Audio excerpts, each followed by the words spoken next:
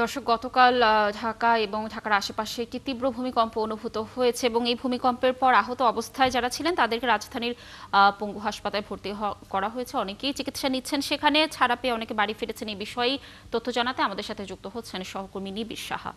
নিবিড়, কতজন ছাড়া পেলেন, সুস্থ হলেন কতজন এবং কতজন এখনো ভর্তি হয়েছে? চিকিৎসকরা কি বলছেন তাদের স্বাস্থ্যের অবস্থা নিয়ে? জানাবেন আমাদের বিস্তারিত তথ্য।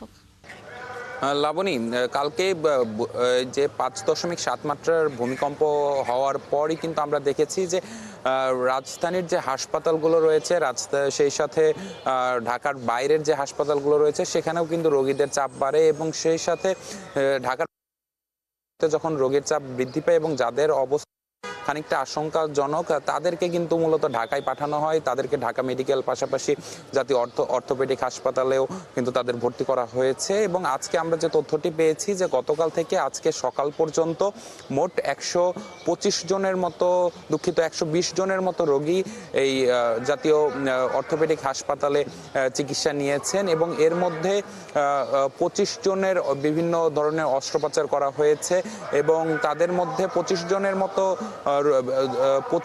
মতো রোগীকে ভর্তি রাখা হয়েছিল, যাদের মধ্যে 2 জনের ছুটিও দেওয়া হয়েছে বলে আমরা জানতে পেরেছি। তো এখন কিন্তু এই হাসপাতালে মোট 23 জন রোগী ভর্তি আছেন এবং তারাও কিন্তু বলা যায় যে তাদের বেশ কয়েকজনের অবস্থা কিন্তু আসলে আশঙ্কা মুক্ত, তবে অবজারভেশনের জন্য কিন্তু তাদের ভর্তি রাখা হয়েছে। পাশাপাশি যাদের অস্ত্রোপচার করা হয়েছে তাদেরকেও কিন্তু আরো কয়েকদিন হাসপাতালে থাকতে হবে বলে চিকিৎসকরা জানিয়েছেন। তো এত বড় একটি প্রাকৃতিক দুর্যোগ ঘটার পরে আমরা গতকালই দেখেছি যে স্বাস্থ্য উপদেষ্টা তিনি ঢাকা মেডিকেল কলেজ হাসপাতাল পরিদর্শন করেছেন। সেখানে তিনি জানিয়েছেন যে আহতদের চিকিৎসার জন্য কিন্তু সর্বোচ্চ সতর্কতা,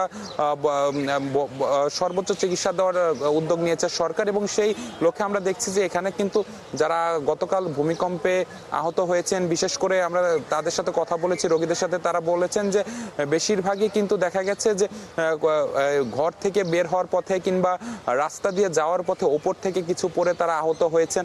আমরা এমনও কয়েকজনকে পেয়েছি যাদের আসলে বলা যায় যে